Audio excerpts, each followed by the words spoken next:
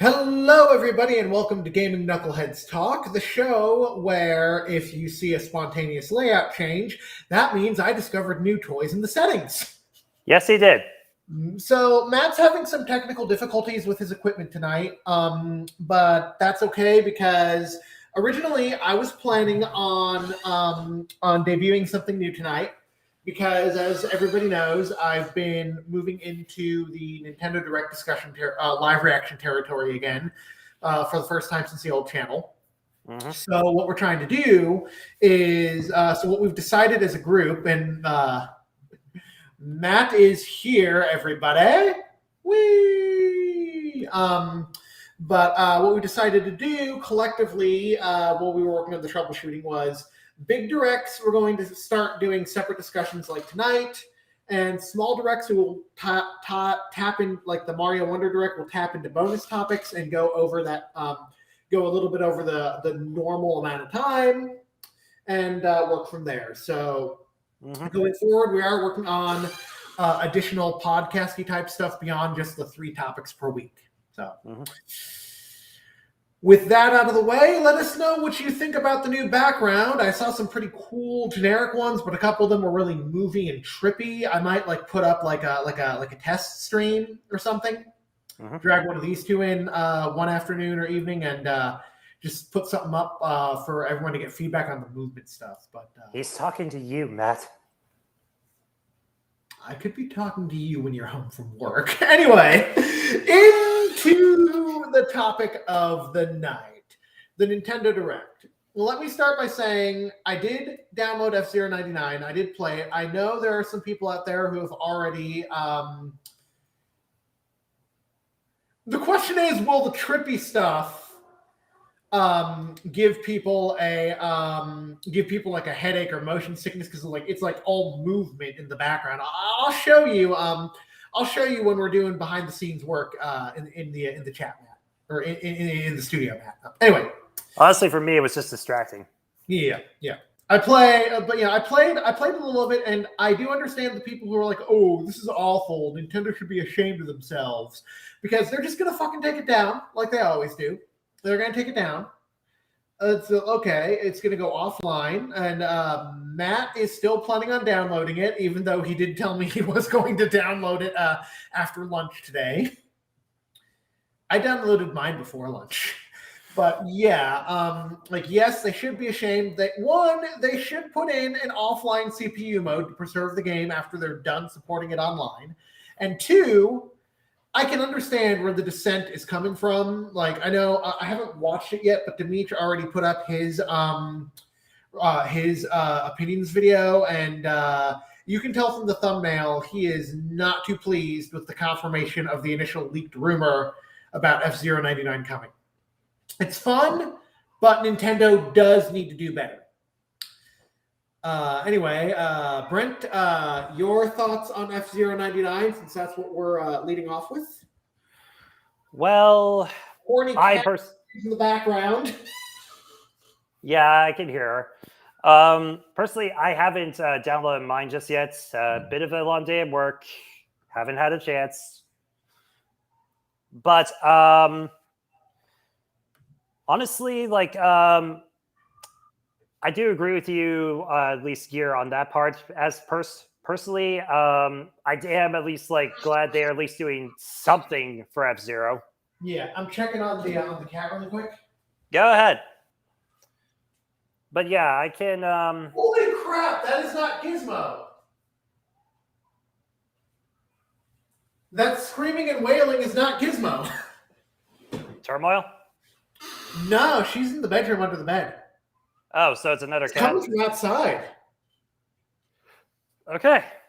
I mean, Gizmo is in heat right now, but, apparently she's not the one making a ruckus. But, yeah, because I don't know if we discussed this on stream or if we discussed it behind the scenes when we were waiting to start, but before an episode of Gaming Knuckleheads Talk, either last month or the month before, I had read an article where Nintendo had published a statement saying they were not going to do anything with F-Zero anymore because they didn't want it to compete with Mario Kart. Explain Horizon Chase 2. That's a racing game. Mm-hmm. Nintendo should just look. Everybody knows he's a detriment to the company, and that it's about time that they said if our cultural traditions are causing inconveniences or bad quality products to reach Western gamers, we need to say to hell with our culture and fire him. But Miyamoto just needs to come out and say the truth. We can't innovate and reinvent the game any further, even though you don't want us to reinvent it. That's why there's never going to be another F-Zero outside of 99. Mm-hmm. Because let's face it, that's the only reason why. Miyamoto is obsessed with reinventing games, innovation. In fact, the big four are the only ones that are allowed to get away with no innovation. And the big four are, say it with me, Mario, Zelda, Pokemon, Smash. I was about to say Kirby, but also Pokemon and Smash. Definitely. Okay, Kirby, the big five, yeah. But I feel like Kirby's become a bit more niche in recent years.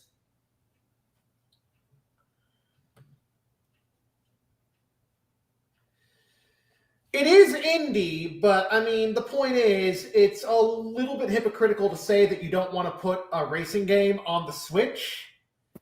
Well, Pikmin is iffy, and Yoshi, they do kind of innovate here and there. Uh-huh. Yeah, but yeah, back to what I was saying. It's like, it's a little hypocritical to say, oh, we're not going to put another racing game on the Switch besides Mario Kart if it's going to compete, and then do it anyway. Just because Horizon Chase 2 is indie doesn't mean that it couldn't compete with Mario Kart. People might say that they like Horizon Chase 2 better than Mario Kart and stop playing Mario Kart. Like, if they can put other racing games besides Mario Kart on the Switch, there's no reason they can't put F-Zero outside of Miyamoto's refusal to give us what we, the paying customers, want over his arrogance. Mm-hmm. Mm-hmm.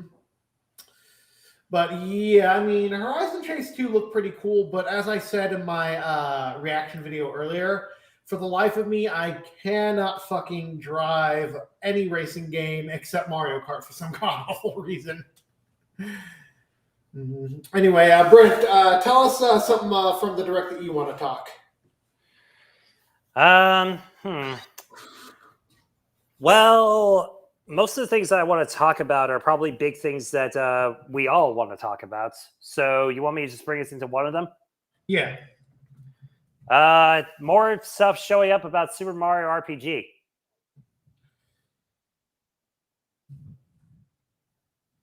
Oh, yeah. There wasn't too much to show. Also, whenever I'm typing into the chat, the autocorrect probably thinks it's in German, but I tried to spell niche. But yeah, But what I saw from what little was shown, very nice. I like how they upgraded the battle system, like attack all at once, unleash the triples. Yeah. What are you gonna do when it's just Mario, or it's just Mario and Mallow before you have a full party of 3?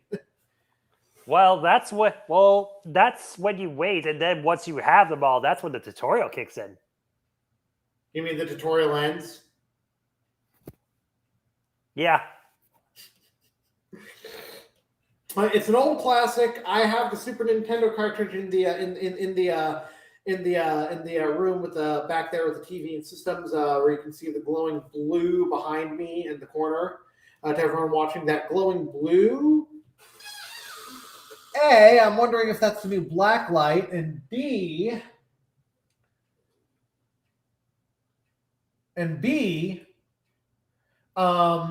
that's back there is where we do the Let's Play filming behind me. So. Mm-hmm. But back there next to the futon, there's a shelf Super Nintendo games, Super Mario RPGs on it. Very fun. Some annoying elements. I'm still learning the button timing presses, but speaking of Mario RPGs, let's talk about how they ended strong. Yes. Now, the last time I played any semblance of Thousand Year Door, I was on a friend's GameCube back in my college days. And I don't actually remember Parakarry delivering the letter. I always remembered the letter scene being from Paper Mario 64. And I was like, oh wow, that's pretty cool. Like, and you know what, my camera's bugging me. I'm gonna quickly switch to Brent, let me know if the lag stops in the high definition. Okay. Does it look a little different? Yeah. All right, good to know. Just the way my camera behaves sometimes been driving me batshit lately. But yeah, I always thought that, you know, like the letter delivered and then Luigi reading it, I always thought that was strictly Paper Mario 64 because I played that game 100 times over. I was like, oh my god, the one that started it all is coming to the Switch. And then the scene shifted to Rogue Port. Yep.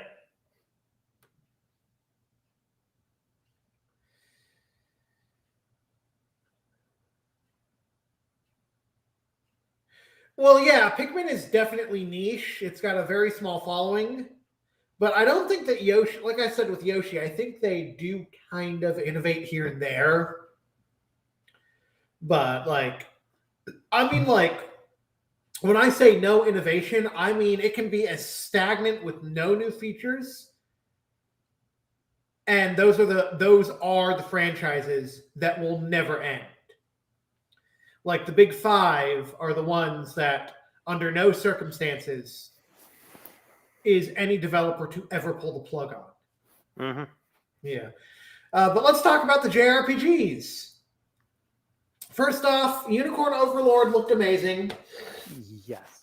You know, a lot of people think Atlas, they think Persona, and then they think, that's my favorite Atlas game. What's this Megami Tensei thing they're doing? It is Megami Tensei, but, you know, besides the point. But most people don't see too much of what Atlas does outside of, and yeah, he sees something pertaining to the big five. Anyway, but yeah, Atlas, it's rare to see them pop something out that isn't Atrian Odyssey or a Megami Tensei game. Mm-hmm. I want to try a demo beforehand to see if it's something I want to invest my time in. Matt, would you please remind us what the other JRPGs were? I literally just thought we were just gonna randomly fire off discussion bonus topic. I was not expecting this last minute change of plans. I did not write down everything featured today. You think the audience will notice I'm announcing my little fuck up live? Yes, very much so. Damn! Well, we wait to find out what the other JRPGs shown. And by the way, I do think Another Code collection counts more as a visual novel than an RPG. So I'm watching you, Matt. But let's talk about that trombone game really quickly. Oh, yeah, that one. Brent was telling me behind the scenes that it's available on other systems. I was like, I thought that was something that came out of the minds of some wacky, batshit Nintendo executive who was like, oh, you know what would be a really cool rhythm game that nobody's done before? Trying to play the trombone and get a high score. Well, it came out of someone's crazy mind, but it definitely wasn't Nintendo's. I can tell you that. It wasn't Nintendo's, but whoever came up with it is an evil genius, I'm going to say. I literally just said Trace Memory, aka Another Code, is more of a visual novel or adventure type game. So if it's just Unicorn Overlord and Saga Emerald, we only got one other JRPG to talk about. So let's talk about Saga Emerald first. Mm-hmm. Octopath Traveler vibes, anybody? Yeah, definitely give me that kind of vibe. This is what Matt said, everybody, even though you can still see the chat off to the side. Mm-hmm. Anyway. Ha! I got him. Anyway, but yeah, I mean, it's pretty cool. Like 7 different characters. Yeah, I mean, I don't remember if Live a Live had like the stories interconnecting or if they were just separate. But didn't Octopath Traveler at least connect the travelers together over the base of the story? Yeah, and Live a Live does, but only from what I gather, after you beat all of them, there's a last path that connects all of them together. Nice, because I don't remember seeing too much about Saga Emerald doing that. Yeah, no disagreement there. It actually looks pretty cool. I do gotta say, I like those shark people. That 100 game and that mercenary game. Yeah. I forget their names. I know what you're talking about, but I think that game actually looks kind of cool. Memo to self in February, rewatch the direct after the live react and write down each game. Oh, why me? The mercenary thing looks pretty cool. It's might be something I'd be invested in or try to invest in. And the 100 one with the shark people, that looked pretty cool too. Yep. Not too much to say there. JRPGs is JRPGs. I am going to say I've watched people who have... Yeah, War Tales is the mercenary one. Let me butcher this. Ayuden Chronicles. I think you got it right. I hope I got it right. But yeah, like I know that a lot of people get a little pissy about JRPGs and farming simulators. Oh, they're oversaturated. I'll get to you in a minute, Matt. They're oversaturated on the Switch. I mean, at least half of the oversaturation has been dumbed down since Fae Farm. I'm waiting on a friend of mine to tell me the verdict on Fae Farm before I consider investing in it to begin with. Anyway, here's what Matt has to say. I've only heard of Suikoden. I've never played it. So, yeah.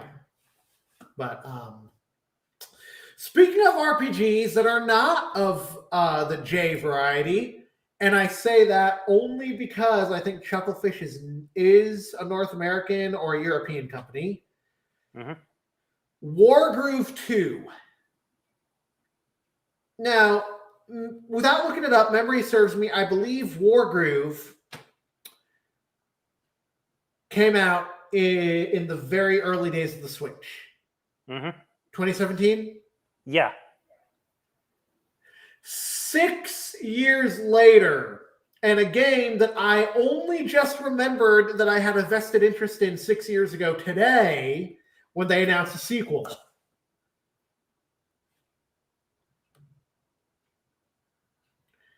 That's our historian for you. But yeah. And Chucklefish, I did not even know about Eastward, or I knew about it and I just forgot it existed until I saw the new bit where you don't need the main game to play it. Again, my issue with farm simulators is like everybody uses the Harvest Moon 10 seconds equals 10 minute clock. And I'm just going to come out and say it. That's just bad, especially if you have shitty time management. Yep. I could literally get Story of Seasons, Friends of Mineral Town, and Brent would be obligated to be the one to play because the man knows how to manage time. So that would be the ultimate challenge of his abilities. Oh, boy. Oh, yeah. 2 hours a week every Sunday night, huh? Watch Brent try to manage a farm where the in-game clock 10 seconds equals 10 in-game minutes. Though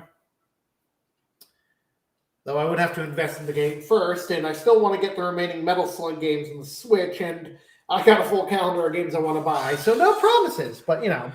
Yeah. If there's enough demand, we'll try to make it happen. Anyway, Groove, Chucklefish, Yeah, even Matt's got your number, Brent. Yep. But yeah,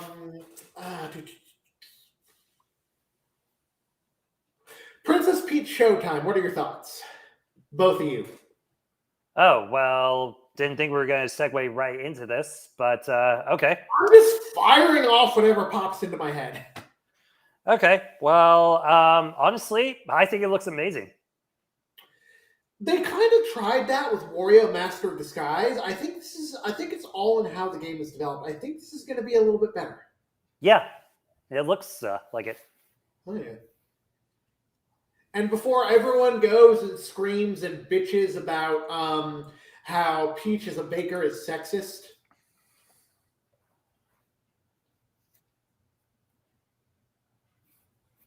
because something like that's going to come up in the game journalism department, and Matt thinks it looks fun. Oh yeah, I mean, hold on, let me pull up my my listing of games that I put down that I'm interested in, because there is one game I totally butchered the name when I made a note of it, but we're going to talk about it anyway. But yeah. Where is my notes on Switch games? There they are. Oh yeah, that's going to be a good way to end out March with Showtime. Mm-hmm. And I can't wait to try it out. I don't know if it's going to be like a full time. I'm definitely going to commit to this. Okay, we have our next topic. As soon as we finish up with with the princess, but Showtime looks like it's going to be fun. We'll see if there's potential to make it a full-time gig down the line, or if it's just going to be a one and done. Mm-hmm. But it's definitely made my list on something I want to give an honest try to. So let's talk about Contra. Mm-hmm. I was in the middle of doing something with the notes I was taking to set up what games I was interested in tracking their dates when Contra popped up, as well as sending a Discord message to Matt at the time. So you two lead me in this one. Okay. Well, I mean, visually it looks great, and it looks like they're adding a whole lot of other new things into it to make it a little bit more interesting while still keeping the Contra feel. Mm-hmm. So, honestly, I think it will be pretty good. Pretty good. Hopefully it lives up to its hype. What do you think, Matt? I hope it has an good easy mode for beginner. Wait, you can see the chat in the studio from my end? Yeah. Do you not? I thought you could only see what was on the left side. No, I can see it as well, but I just saw what Matt typed and I just had to comment on it. I mean, yeah, we've talked about it before in the past, but easy difficulties are very good, especially if you want to try to get new beginners to a franchise to come in. Like, the idea that if you've never played this game franchise before, don't expect it on easy, otherwise you shouldn't bother playing. It's like, why the elitist gatekeeping? Mm-hmm. And before Matt drags us all online and has us do a live stream through the Restream studio. Mm-hmm. But yeah, we'll see. There is one thing that I want to get off my chest. And this is the part where everybody and their brother hunts me down as soon as they see this. I think Nintendo picked the wrong Mario vs. Donkey Kong game to remake. I played the original on the Game Boy Advance, and I fucking hated it. I played March of the Minis on the DS. I loved it, and I thought that was the best possible standard for the series. Mm-hmm. Originally, and if you two go back and watch the archive of the Direct, I streamed my reaction this morning. I literally was looking at the new graphics. Like, oh, are they bringing it to the Switch Online Game Boy Advance library? Then I was like, wait a second, those are new graphics. I mean, it's got multiplayer, so maybe if my budget permits in it's what coming February next year. Mm-hmm. We're right in the middle of when I'm allegedly supposed to have company in from out of town, but still do a pickup. But I might look into it if there's nothing else that piques my interest in February next year. And then for the sake of a playthrough, Brent and I will just play it together co-op on the channel. Mm-hmm. And by co-op, I mean he'll do all the grunt work because, like I said, I like the way the puzzle solving works in the minis games. Mm-hmm. Funny aside, I was a couple of days ago. I was like, you know what?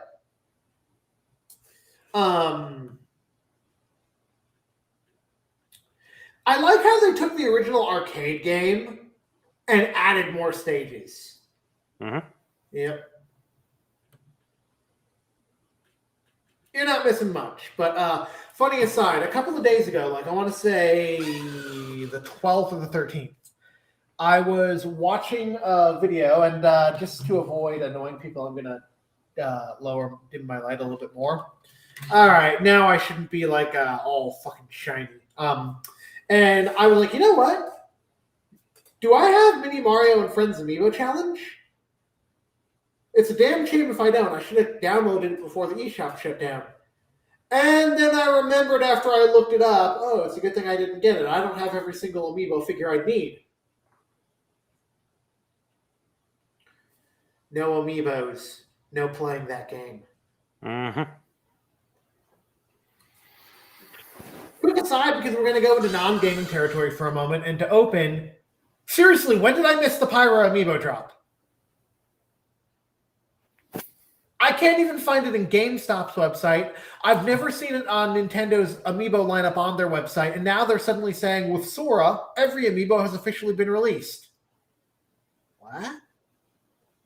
I never saw the release of the Pyro Amiibo, and that was on my list of Amiibos to get to my decoration collection. Mm-hmm. I got my work cut out for me. Yep. On that topic, though, everybody, the new Amiibo lineup's coming out. Which ones are your fave? I know which ones yours are, Brent. Starts with an X. Yeah. I'm excited for the Xenoblade 3 ones. Noah for Next Gen Smash? Huh? Wait, which Noah? Because there were 2 games featuring a protagonist named Noah. No, I'm just messing with you. Yeah. Of the new Amiibos coming out, Matt, which ones were your fave?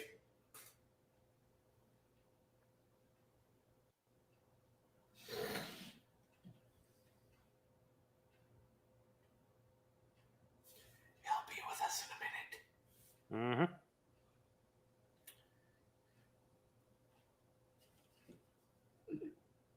I will say the Zelda and Ganondorf Amiibo look pretty cool. Yeah, they do. Oh, yeah.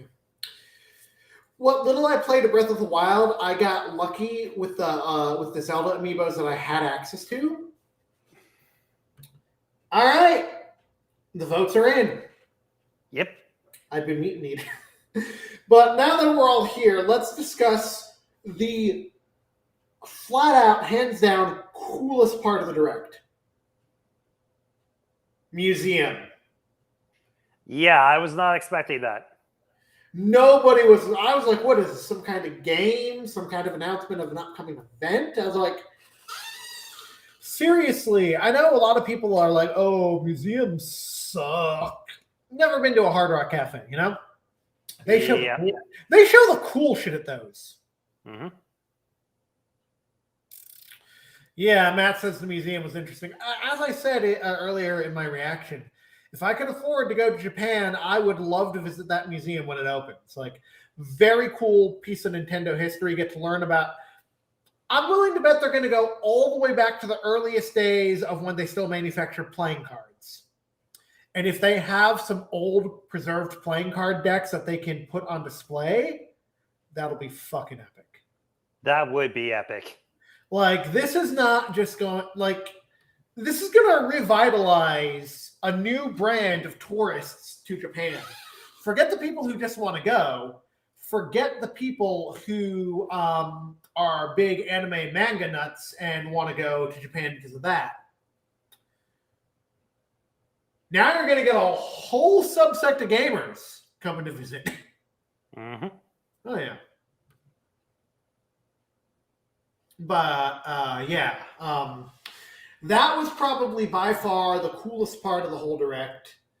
And you just know at some point, some YouTubers who are able to go are going to give us their 2 cents worth on what they thought about the museum when they see it. Yep. Cannot wait to hear what everyone says. Now there is a certain game that we've discussed that has DLC that I do want to save for last because I want to say save the best for last. Mm-hmm. But there is one DLC. How did I not know that there were 2 waves of Splatoon 3 DLC? I mean, I owned the game. I have participated in every Splatfest.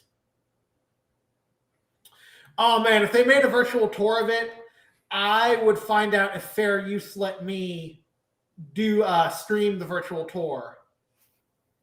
Because I would let everyone watch my reaction.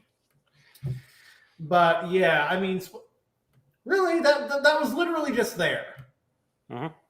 Anyway, but yeah, it's like I think the Splatoon 3 DLC of Wave 2 looks cool. Obviously, you have to subscribe to the whole package, but at least they're trying to say, oh, you can keep playing. Like, I feel like with the story mode in Splatoon 1 and 2, once the new game came out, there was no reason to go back to the old one. That's why I only have 3 right now. But Side Order could give me reason to actually keep Splatoon 3 around even after 4 comes out, unless I get burned out on new Splatoon and just want to stick to the old shit. But you know. Mm-hmm. And yes, I will tell Matt and Brent right now, the character Acht. I literally like, are they talking about the Hebrew word for 8? Or German like Achtung? Because, you know, very important to figure out which one that is. Mm-hmm. I should have invited you into Turf War Tuesdays on the old channel to let you try it out. A lot of fun. You find your weapon that you may, and you're good to go. I just collect weapons for the hell of it, just because, you know. But I tend to main dualies. Especially dualies that have the reef slider attached.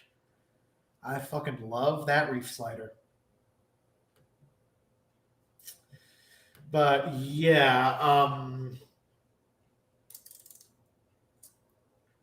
Splatoon, responding to Matt, something I was saying in between.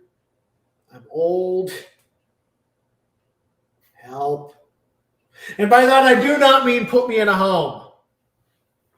Oh, okay. All right. If I was still engaged, whomever I was engaged to would probably kick your ass if you tried that. Probably. Well, you could do it tomorrow and nobody would ever know, except for the 3 of us and whoever's watching. But then you'd have to finish Monkey Island yourself. Mm-hmm. I'll wait until after we're done with that. Gee, thanks. Oh, something really cool I got to tell you after the stream. Okay. Because considering something you told me about the future at your current apartment, you're going to get a kick out of something. But no spoilers. Okay. Okay, now really, where was I? Oh, Super Rhythm Castle, or whatever the name of that game was. The Rhythm Castle game. Yeah. That's actually something that I am considering investing in. Looks like it could be really cool. It's like a rhythm game with a story attached and levels. Kind of got a Kingdom Hearts Melody and Memory vibe, but with more cutscene. Mm-hmm. Mm-hmm. We'll see that. But yeah, we'll see. I don't do rhythm games too often. What ones I have played, I've enjoyed. But usually like the last major rhythm game I played was Melody and Memory, and that's one of those bits that I had to I mean, yeah, if you were visiting and I had the game, we could all three play together in the same room. I'm iffy about. I'm hoping that Super Rhythm Castle is digital only because right now my November lineup consists of getting Super Mario RPG, and depending on how Brent and I feel, and depending on whether it's good for channel fodder.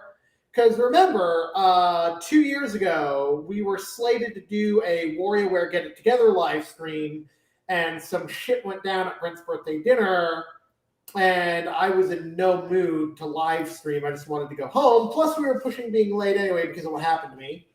Yeah. But yeah, WarioWare Move It. Like I've said time and again, I prefer if they had button control mode added in. But if enough people on the channel want to see us play it, I might consider investing in it. But you're looking at I owe $55 plus tax on Super Mario RPG, plus an additional $64.19 for WarioWare Move It. Imagine me trying to get 3 games in the span of 1 month if I could swing 2 games if I got lucky. Mm-hmm. It's a big if, you know?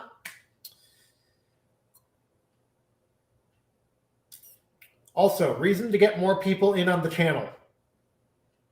Late night drawful sessions when Brent has to be in bed for work. Don't get me wrong, it'd be fun to get you in on it, but that's the kind of thing that we should probably do at like what, midnight? Because of how anybody can draw whatever the hell they want. Yeah. Remember those Jackbox party games that we did the panel in at Metrocon? I know. Drawful's a part of that family. Mm-hmm. And yeah, you could literally draw a penis trying to do the Pictionary type game, even if it's not. And people could vote on that. So it's like, why do that at 7 o'clock at night when anybody could be watching, unless we age restrict the streams? Mm-hmm. Mm-hmm. But Drawful, I'm considering investing in with what little time the Switch has left before the next gen console comes out. Kind of feel it'd be better to push back. And I only say this because of a theory about somebody posted about how they believe Unova and Joda remakes are coming.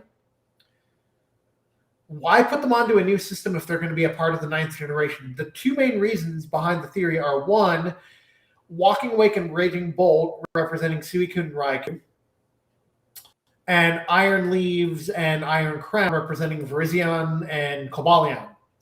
Plus, Blueberry Academy for the Indigo Disc is set in Unova.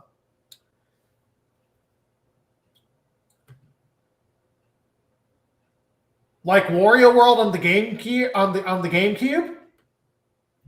Wario's fat ass in 3D, and it's looking like Kitakami could be near Johto because of Jotoni and Wooper. Mm-hmm. But if they were supposed to be a part of the 9th generation, at least push the next gen console closer to 2030. Although maybe you could get 2026 because, like, let's say that Unova remakes in 2024. No need for DLC because it's not a new game. Mm-hmm. Johto remakes in 2025. Release the next gen console in 26. Mm-hmm. And while we're on the subject of Suicune and Raikou, last year it was officially confirmed, and I'm totally going to butcher Suicune, but Raikou, Entei, and Suicune.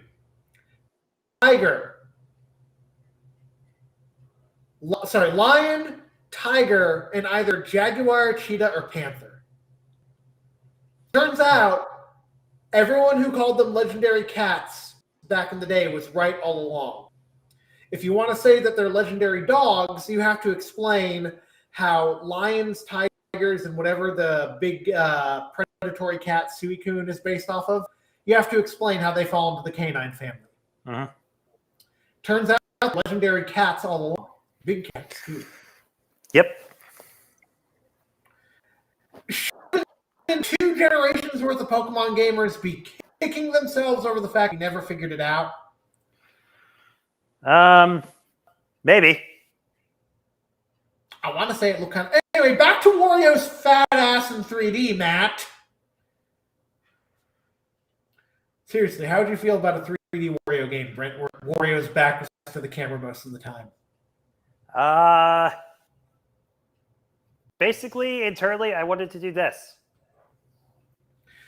Bonus 3D glasses. When you put them on, it's like Wario's farts are coming out of your TV screen.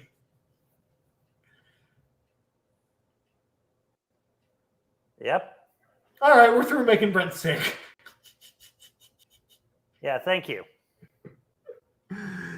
Let's see. Prior to the Mario Kart stuff, anything else we have yet to cover the Direct is concerned? Nothing too much really, save for like, the remakes of a few games, like, Tomb Raider and also Another code. Thank you. Trace memory, also known as another code. I think that they're going to be pretty interesting. For some reason, at first I thought they were lost, and I thought when the announcement, for some reason I thought the first thing that popped into my mind was Lost in Blue. Mm-hmm. I don't know why, but for some reason I was like Lost in Blue, Lost in Blue, Lost in Blue. Another code. I've been wrong before. Detective Pikachu. That's what we have yet to talk about. Does anybody remember which Pokedex entry showcased Luxray as having X-ray vision, or did they just make that up for Detective Pikachu? I don't remember exactly of that one, so I don't know if they've just made it up or if it isn't one, and I just don't remember. There's Google. Luxray X-ray vision Pokedex entry. Oh, for mobile people, Luxray has powerful eyesight that is capable of seeing through most eyes, like X-ray vision. So apparently that's a long. Mm-hmm. Cool. I stand by what I said this morning. Wonder I'm not a good detective. Thank you, Matt. Yes, Dave the Diver. I totally forgot I was supposed to download the demo and give it a try. Seriously, I have a sushi making kit, and I never cook rice to make my own homemade sushi. Probably because I never really stick to buy. I don't really ever buy rice paper or seaweed. I should try to make homemade sushi one day.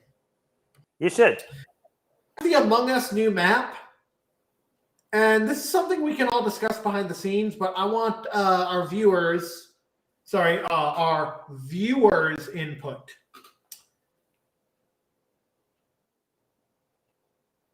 Yes, League of Legends Stories 2, Matt.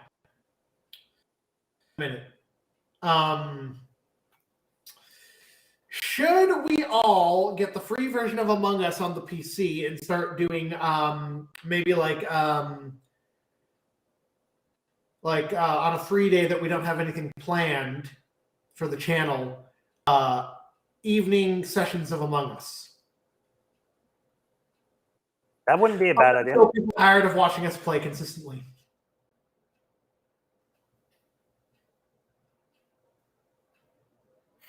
I wouldn't be against it.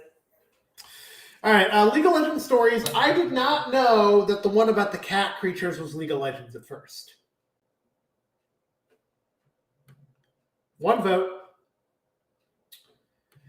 But let's talk about Nunu for a second. You guys all saw the trailer, right? Yeah. So you might say he's an ice climber. Okay, where are my keys? I'm coming over to your place. See you in 30 minutes.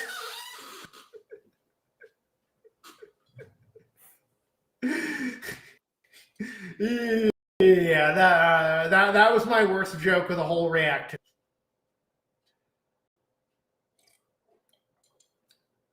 I really don't have too much to say as I've never really played League of Legends, so I don't know much about the characters. The one with the cats, I forget what it's called, but Matt will type it in the chat. That looks pretty interesting. I thought it was like some kind of RPG world-building simulator crossover first. Kind of like Ever Oasis.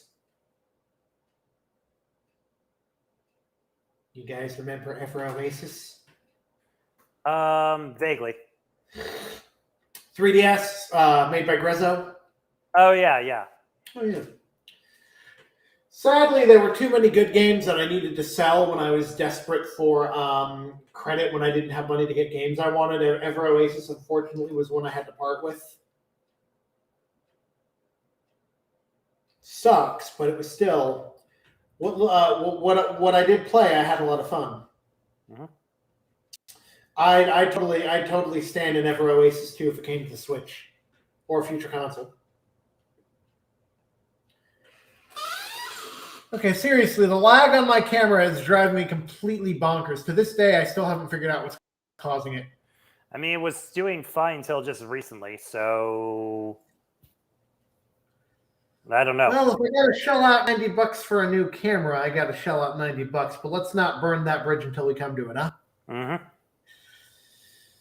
Anyway, I think as of the League of Legends stories, we've covered everything. Yeah. All right, let's end this direct discussion on a note that everybody was waiting for. Pauline is in Mario Kart, and not just Tor.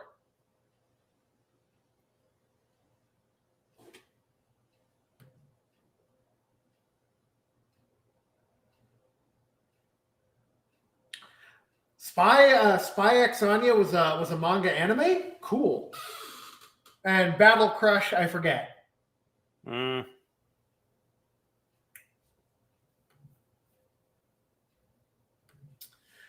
Okay, this was a good experiment. Next time, I'm going to write everything down so we can discuss it all. Mm-hmm. Anyway, but yeah, let's address the toad in the room. Is Peachette just a clone? Yes. Look, I like that they dropped a bonus on us and we're just like, oh, hey, here's 2 bonus characters beyond the 6 that we promised. But come on, you put a fucking clone character in. Let's count the number of clones we have, shall we?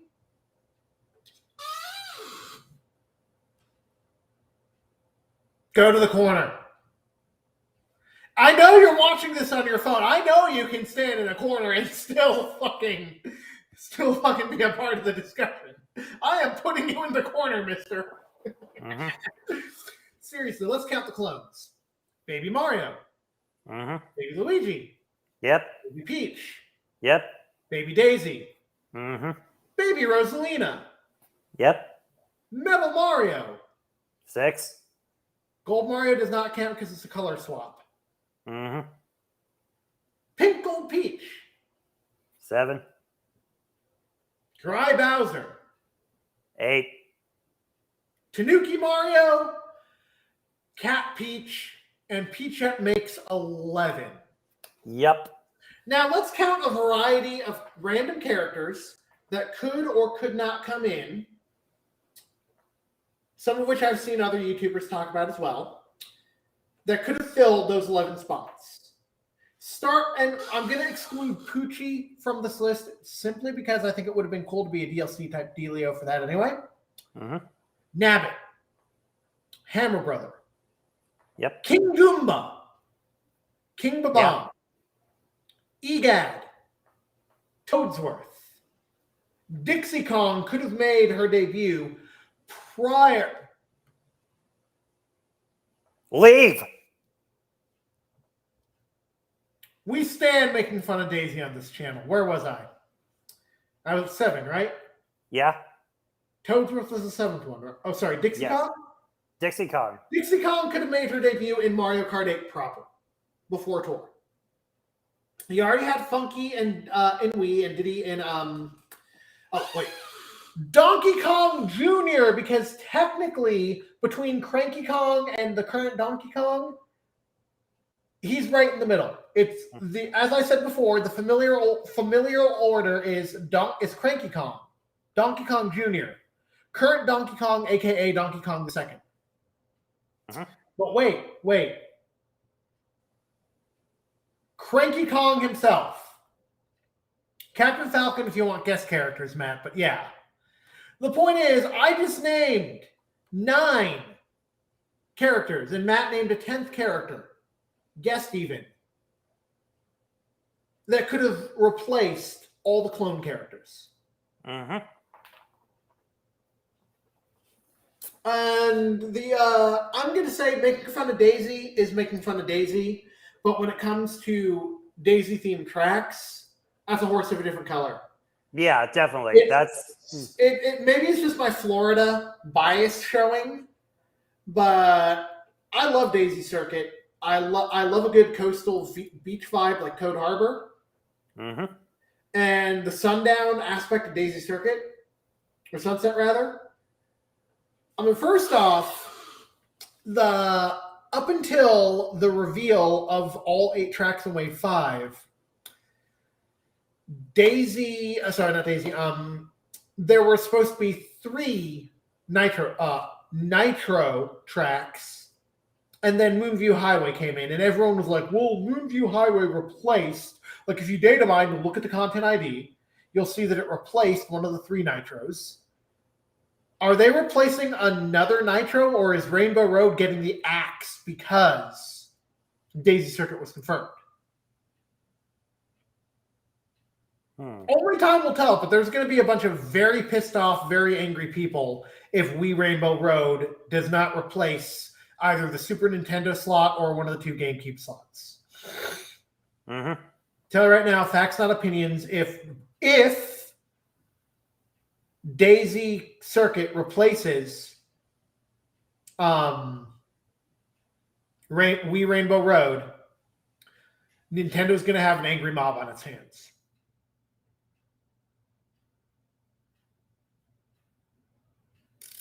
But yeah, the Booster Course Pass, it's at an end. In November or December, whenever it drops, we're going to be doing our last day at the races video. Mm-hmm. And that's it. All future Mario Kart content will be whatever the hell we come up with. And other games. Mm-hmm. It's the end of an era. Yep. A whole 2 years. Despite the fact that that we wouldn't have been able to do a launch day video of the second wave because it released the day I moved here. And we had to refilm one from the old channel. But still. Yeah. Well, let us know your thoughts on the Direct in the comments below. Let us know what you think of this new layout we're doing. You'll see what it looks like more so when Matt comes in at the next Gaming Knuckleheads episode. But let us know if you like this, and let us know if you want us to mess around with the animated backgrounds and showcase it for the viewers. Yeah, that was it. Very good Nintendo Direct. It had its highs, it had its lows. Started strong, ended strong. Yep. Uh-huh. We will see you all next time, where we will be discussing the original topics we were supposed to discuss tonight. Yep. Bye. Goodbye.